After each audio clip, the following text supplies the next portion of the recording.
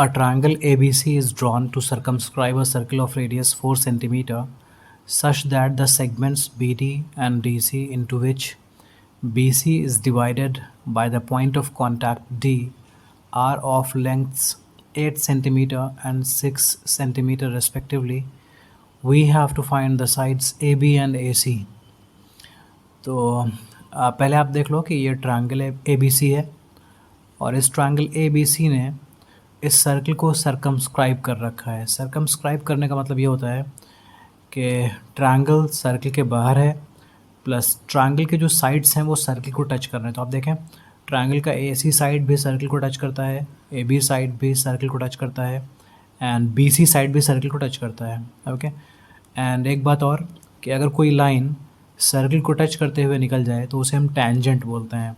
तो A C is a tangent for this circle, A B is a tangent for this circle, B C is a tangent for this circle, क्योंकि A B सी ए सी तीनों ही circle को touch करके निकल जाते हैं सिर्फ एक पॉइंट पर। ओके और जिस पॉइंट पर ये टच करते हैं उस पॉइंट को हम पॉइंट ऑफ कॉन्टैक्ट बोलते हैं। तो यहाँ पर बी सी पर जो पॉइंट सर्कल को टच कर रहा है दैट इज़ पॉइंट डी, तो point D point of contact है।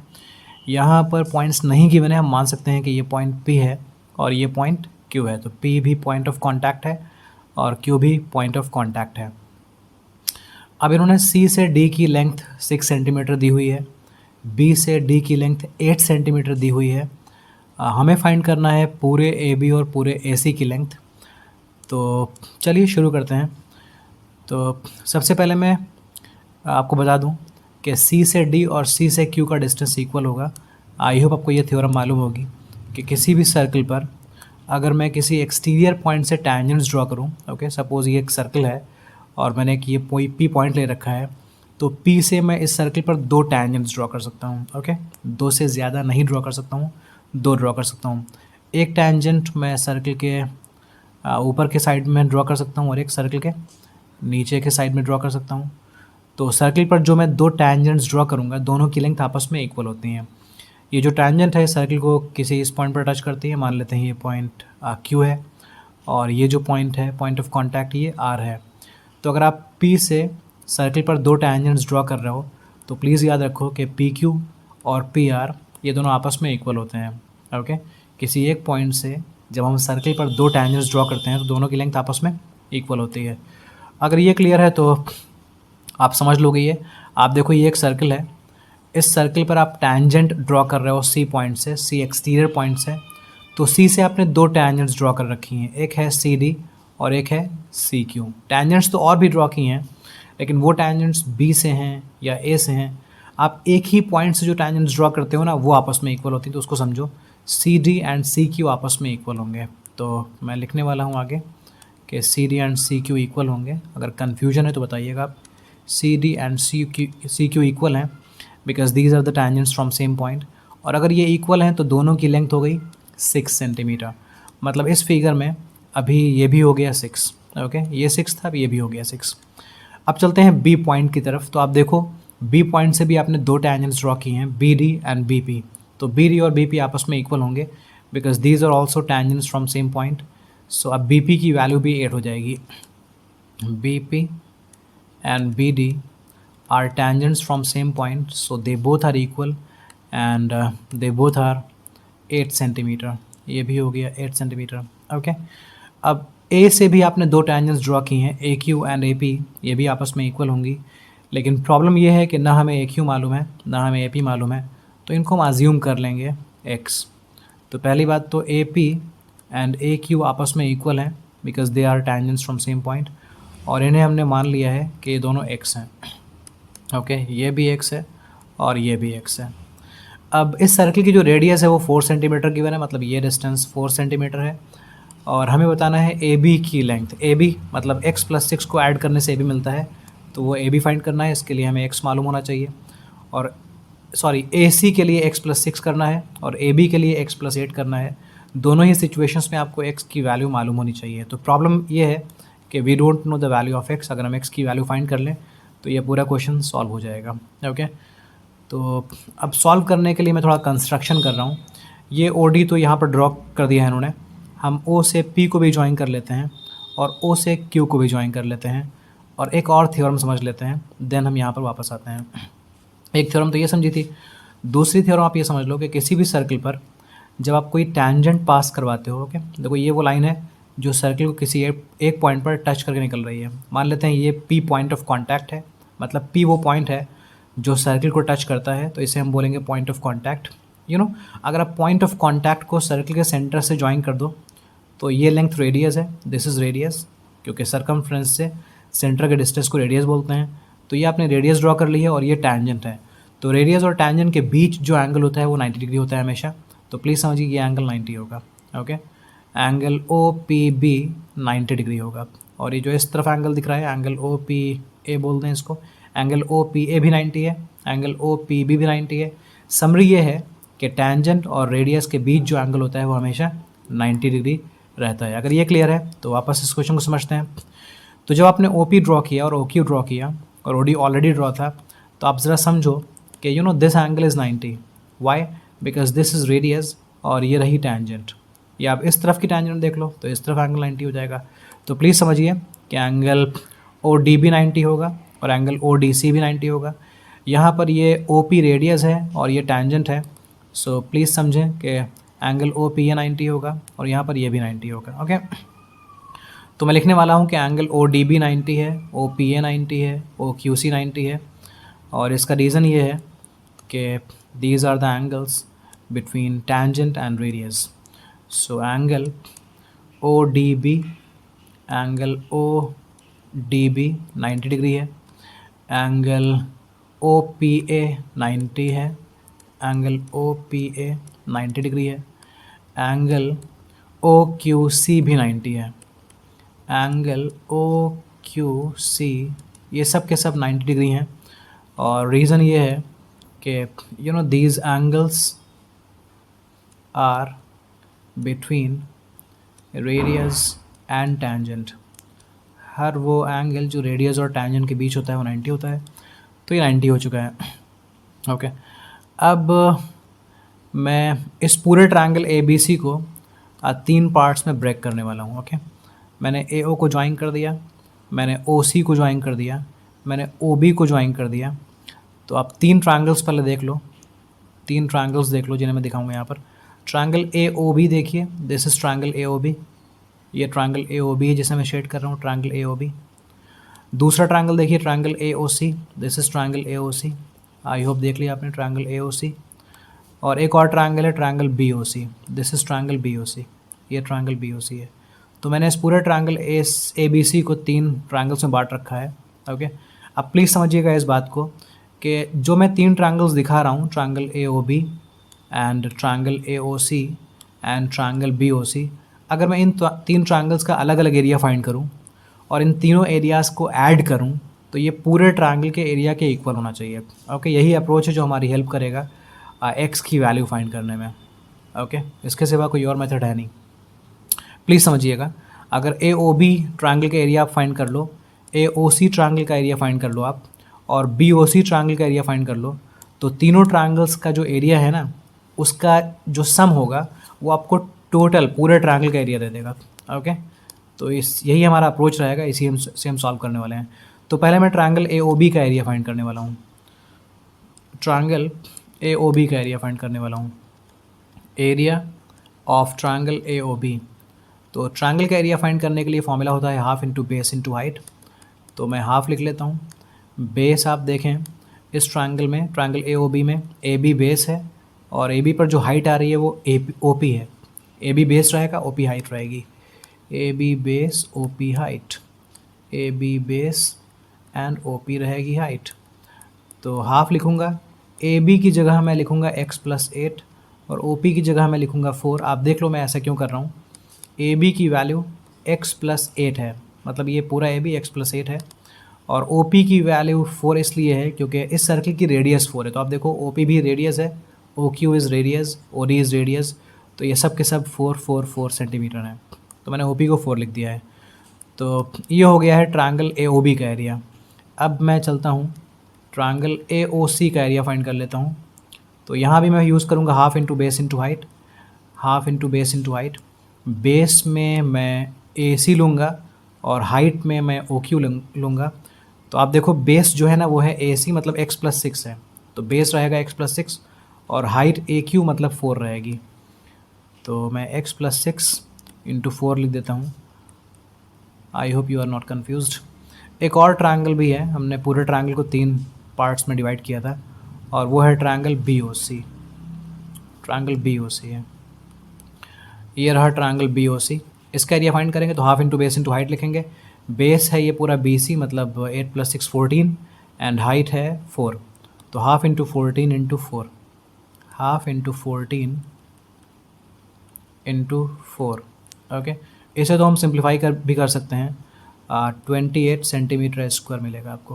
ओके, अब मैंने आपको बोला था कि अगर इन तीनों ट्रायंगल के एरियाज़ को आप ऐड करोगे तो आपको पूरे ट्रायंगल का एरिया मिल जाएगा। ओके, लेकिन हम पूरे ट्रायंगल का एरिया पहले ही सॉल्व कर लेंगे, दोनों को इक्वेट करेंगे तो हमें एक्स की वैल्यू मिल जाएगी। तो चलिए हम पूरे ट्रायंगल का एरिया फाइंड कर लेते हैं। तो पूरे ट्रायंगल का एरिया फाइंड कैसे करेंगे, क्योंकि आपको पूरे ट्रायंगल में कोई हाइट तो गिवन नहीं है, इस वर्टेक्स से कोई हाइट तो यहाँ पर आ नहीं रही है। ओके, हो सकता है आपको लग रहा हो कि सर यही हाइट है, लेकिन you know we are not sure कि ये ए ओ डी जो लाइन है वो स्ट्रेट है। अगर A O D line straight है तभी हम इसे हाइट बोल सकते हैं, if it is not straight we can not call it height. So कोई कंफर्म नहीं है हमें कि ये ए ओ डी स्ट्रेट होगा या सी ओ पी स्ट्रेट होगा या बी ओ क्यू स्ट्रेट होगा, तो इनमें से किसी को भी हम हाइट कंसीडर कर नहीं सकते हैं because we don't have any proof. Okay, तो अगर हमें हाइट नहीं मालूम है तो हम बस इस ट्रायंगल का एरिया हीरोन्स फार्मूला से लगा सकते हैं।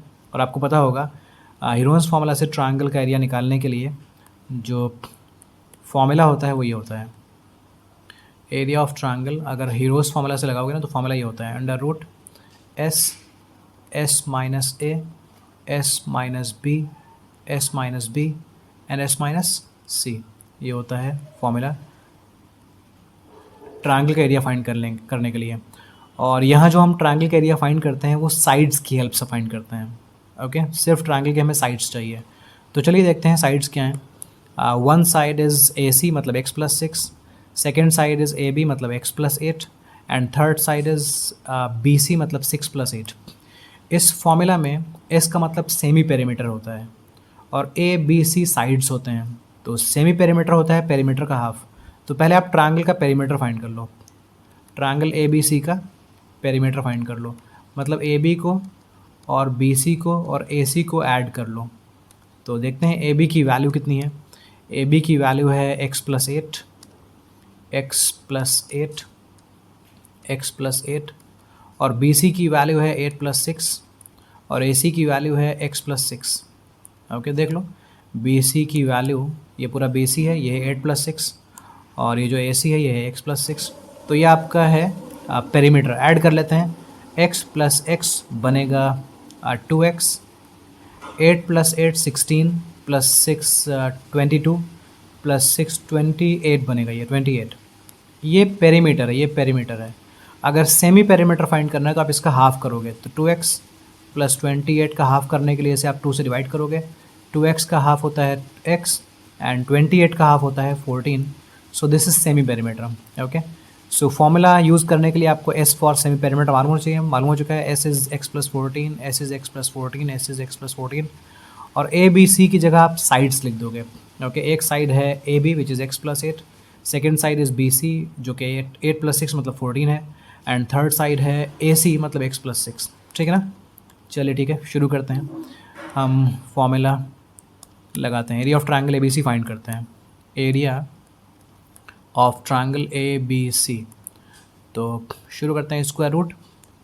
पहले मैं एस लिखूँगा, एस का मतलब सेमी पेरीमीटर, जो कि मैंने फाइंड किया है ये है एक्स प्लस 14, तो मैं यहाँ लिखूँगा एक्स प्लस 14 मल्टीप्लाइड बाय आप देखो मैं एस माइनस ए लिखूँगा, मतलब सेमी पेरीमीटर में से कोई एक साइड सब्ट्रैक्ट करूँगा। ए बी सी अलग अलग 3 साइड्स हैं, तो आप किसी को भी ए, किसी को भी बी, किसी को भी सी मान सकते हो। चलो हम ए बी को ए मान लेते हैं, बी सी को बी मान लेते हैं एंड ए सी को सी मान लेते हैं, वरना आप इसमें कुछ स्विच भी कर सकते हो, उससे कोई आंसर पर फर्क पड़ेगा नहीं। सो मैं ए एस में से सेमी पेरीमीटर में से ए बी सब्ट्रैक्ट करूँगा, मतलब एक्स प्लस 14 में से एक्स प्लस 8 को सब्ट्रैक्ट करूँगा। एक्स प्लस 14 में से एक्स प्लस 14 में से मैं सब्ट्रैक्ट करूँगा ये एक्स प्लस 8 सब्ट्रैक्ट करूँगा, तो जब मैं इसको सब्ट्रैक्ट करूँगा ना, तो इसके साइन जो पॉजिटिव दिख रहे हैं वो नेगेटिव हो चुके होंगे, मतलब ये बनेगा -x -8, -x -8, ठीक है ना। अब चलते हैं सेकेंड ब्रैकेट की तरफ, जो कि s - b है, मतलब सेमी पेरीमीटर में से b सब्ट्रैक्ट करना है, सेमी पेरीमीटर में से सेकेंड साइड सब्ट्रैक्ट करना है।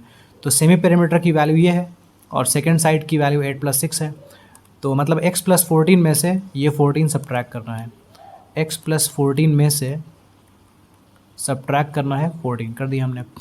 अब चलते हैं थर्ड पार्ट की तरफ, और थर्ड पार्ट है s - c, मतलब सेमी पेरीमीटर x + 14 में से हमें थर्ड साइड x + c को सब्ट्रैक्ट करना है। तो x + 14 में से x + 14 में से x + 6 को सब्ट्रैक्ट करना है, लेकिन x + 6 को जब सब्ट्रैक्ट करोगे ना, तो इसके साइन चेंज हो जाएंगे और ये बनेगा -x -6। ओके, अभी सिंप्लीफाई करते हैं इसको। x + 14 is in the first bracket, second bracket में देखो x - x कैंसिल हो गया, 14 - 8 6 हो गया। थर्ड ब्रैकेट में देखो 14 - 14 कैंसिल हो गया, सिर्फ x बचेगा। और यहाँ फोर्थ ब्रैकेट में x - x कैंसिल हो गया, 14 - 6 8 बचेगा। तो ये ट्रायंगल ABC का एरिया है। अब मेरा अप्रोच क्या था आपको पता होगा कि मैं इन तीनों ट्रायंगल के एरियाज़ को इक्वेट करने वाला हूँ पूरे ट्रायंगल ABC के एरिया के, क्योंकि अगर आप फिगर देखो तो इन छोटे छोटे 3 ट्रायंगल्स के एरियाज़ को ऐड करने पर आपको पूरा ट्रायंगल ABC मिल जाएगा, पूरा ट्रायंगल ABC का एरिया मिल जाएगा। ओके, तो चलिए मैं इसको यूज़ करता हूँ। ये क्वेश्चन लेंथी है, बट इससे शॉर्ट हम इसको कर नहीं सकते हैं, और इसके सिवा कोई और अप्रोच है नहीं। तो चलिए लगाते हैं वो सारी चीज़ें। Triangle area of triangle AOB and area of triangle AOC plus area of triangle BOC, इन तीनों को ऐड करोगे तो ये एरिया ऑफ ट्रायंगल ABC के इक्वल आ जाएगा। ओके, अब AOB का एरिया क्या आया था वो आप देख लो। AOB का एरिया ये था 1/2 × x + 8 × 4। ओके, और थोड़ा अगर हम इसको सिंप्लीफाई कर लेना तो ये 2 इस 4 को कैंसिल भी कर देगा, तो आप लिखो x + 8 × 2, x + 8 × 2, x + 8 × 2, x + 8 × 2, ये एरिया है AOB का। अब AOC का एरिया लिखते हैं, AOC का एरिया, इसे सिंप्लीफाई थोड़ा सा कर लो आप, तो ये x + 6 × 2 है, x + 6 × 2, x + 6 × 2 है। उसके बाद BOC का एरिया है, ये शायद हमने पूरा सॉल्व ही कर लिया, तो 28 है ये, 28 28 28 28 इज इक्वल्स टू ABC का एरिया है, आइए √(x + 14)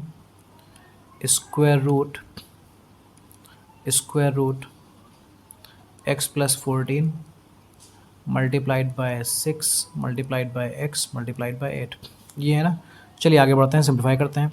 2 ने x + 8 को मल्टीप्लाई किया, हमें मिला 2x + 16। 2 ने x + 6 को मल्टीप्लाई किया, हमें मिला 2x + 12, और ये है 28 is equals to square root. अब x ने x + 14 को मल्टीप्लाई किया, या एक मिनट पहले इन तीनों को मल्टीप्लाई कर देते हैं, ये 48x बनेगा। 48x मल्टीप्लाई करेगा x को तो आपको मिलेगा 48x², और उसके बाद 48x को हम 14 से मल्टीप्लाई करवाएंगे, तो अगर 48 को मैं 14 से मल्टीप्लाई करूँगा तो 672x मिलेगा मुझे। ओके, इधर लेफ़्ट साइड में देखते हैं, 2x + 2x बनेगा 4x, और 16 + 12 ये बनेगा 28 + 28 56 बनेगा, 56 इज इक्वल्स टू मुझे इसमें कॉमन मिल सकता है, स्क्वायर रूट इन दोनों में कॉमन मिल सकता है। 16 अगर कॉमन मिल जाए तो अच्छी बात होगी, ये 16 कॉमन मिल सकता है। अगर मैं 16 कॉमन ले लूँगा तो मेरे पास यहाँ बचेगा 3x², और ये बचेगा मेरा 42 42 42 42 42 42। ओके, अब देखिए 16 कॉमन लेने से फ़ायदा क्या है हमारा, इस तरफ हम 4 कॉमन ले लेंगे तो ये बचेगा x + 14, और ये जो स्क्वायर रूट 16 है ना, इसकी वैल्यू 4 होती है, तो ये स्क्वायर रूट से बाहर आ जाएगा, 4 बाहर आ जाएगा। अब स्क्वायर रूट में बचेगा ये 3x स्क्वायर प्लस 42x। अब ये 4 और ये 4 कैंसिल हो जाएगा, ये दोनों 4 कैंसिल हो जाएंगे। ओके, आगे बढ़ते हैं। x plus 14 is equals to square root 3x square plus 42। अब दोनों तरफ स्क्वायरिंग कर दो। जब आप दोनों तरफ स्क्वायरिंग कर दोगे ऑन स्क्वायरिंग बोथ साइड्स, तो इस तरफ स्क्वायरिंग करने से आपके पास x प्लस 14 आ जाएगा। लेकिन राइट साइड में स्क्वायरिंग करने से क्या होगा, स्क्वायर और स्क्वायर रूट एक दूसरे को कैंसिल कर देंगे और आपके पास 3x स्क्वायर प्लस 42 आ जाएगा। प्लीज़ समझिए, मान लेते हैं ये स्क्वायर रूट 2 है, अगर आपने इस पर स्क्वायर लगा दिया ना तो ये स्क्वायर और स्क्वायर रूट कैंसिल हो जाते हैं और ये 2 आ जाता है। या फिर इसको यूँ भी समझ लो कि स्क्वायर रूट 2 का स्क्वायर का मतलब है square root 2 into two square root 2, इसकी वैल्यू 2 बन जाएगी। कैसे भी समझ लो आप। ओके, आई होप ये क्लियर है। आगे बढ़ते हैं। अब इसे मैं सिंप्लीफाई करता हूँ। x प्लस 14 का होल स्क्वायर बनेगा x स्क्वायर, 14 स्क्वायर होता है 196। फिर इसे और आगे बढ़ाएंगे तो 14 इंटू एक्स इंटू 2 28x मिलेगा, is equals to 3x square plus 42x। Okay, ये x मिस हो गया है, दैट इज़ माई मिस्टेक। हाँ जी, आगे बढ़ते हैं हम। अब 3x स्क्वायर, अगर इस x स्क्वायर को मैं भेज दूँ राइट साइड में तो सब्ट्रैक्ट होकर आपको 2x स्क्वायर मिलेगा। फिर ये 42x और ये 28x इधर जाकर सब्ट्रैक्ट होगा तो आपको मिलेगा 14x, और ये 196 भी चला जाएगा राइट साइड में तो माइनस 196 बन जाएगा। इस इक्वेशन को सॉल्व करते हैं। पूरी इक्वेशन आप देखो 2 से डिविजिबल है, तो अगर पूरी इक्वेशन 2 से डिविजिबल है तो आपको इसको 2 से डिवाइड कर देना चाहिए। ये हो जाएगा x square plus 7x minus 98 is equals to 0। अब क्वाड्रेटिक इक्वेशन चैप्टर में आपने सीखा होगा कि इनको फैक्टराइज कैसे करते हैं। इन दो नंबर्स को मल्टीप्लाई करने पर माइनस 98x स्क्वायर आ रहा है, तो मैं 7x को 2 पार्ट्स में ब्रेक करता हूँ और वो 2 पार्ट्स 14x माइनस 7x होंगे। ओके, अगर मैंने सिंप्लीफाई करूँ तो मुझे वापस 7x मिलेगा। अगर मल्टीप्लाई करूँ तो इन दोनों नंबर्स का प्रोडक्ट, मिडिल टर्म्स का प्रोडक्ट और फर्स्ट और लास्ट टर्म्स का प्रोडक्ट सेम ही है। ओके, दोनों को मल्टीप्लाई करने पर माइनस 98x स्क्वायर मिलेगा। प्लीज़ समझिए, इन दोनों को मल्टीप्लाई करने पर माइनस 98x स्क्वायर मिलेगा, इन्हें मल्टीप्लाई करने पर भी माइनस 98x स्क्वायर मिलेगा। तो इस तरह से हम स्प्लिटिंग करते हैं। फिलहाल फर्स्ट 2 टर्म्स में कॉमन है x प्लस 14, x बचेगा x प्लस 14। लास्ट 2 टर्म्स में कॉमन है -7, बचेगा x plus 14 is equals to 0 हो गया। अब x प्लस 14 यहाँ भी है, x प्लस 14 यहाँ भी है, तो आपको x प्लस 14 कॉमन मिल जाएगा और दूसरे ब्रैकेट में x माइनस 7 बचेगा। अब इसको सिंप्लीफाई करने के लिए एक हमारे पास ऑप्शन ये है और दूसरा ऑप्शन ये है कि x माइनस 7 की वैल्यू 0 हो तो x की वैल्यू 7 हो जाएगी। तो x की वैल्यू -14 या 7 है। -14 तो पॉसिबल है नहीं क्योंकि लेंथ कोई नेगेटिव हो नहीं सकती है, सो 7 ही पॉसिबल है। ओके, यही पॉसिबल है, this is not possible, this is not possible. Okay, आपसे पूछा गया था कि AB कितना होगा, और क्वेश्चन आप देख लो, आपसे पूछा गया है कि AB क्या होगा। तो AB का मतलब है x प्लस 6, तो 7 प्लस 6 मतलब ये तो हो जाएगा 13 सेंटीमीटर। और AB इधर है x प्लस 8, ये है 7 प्लस 8 15 सेंटीमीटर, एंड AC के लिए x प्लस 6 कर दोगे तो ये 7 प्लस 6 13 सेंटीमीटर है। आई होप ये पूरा सॉल्यूशन क्लियर है। If there is any kind of confusion please write in the comment section. Thank you.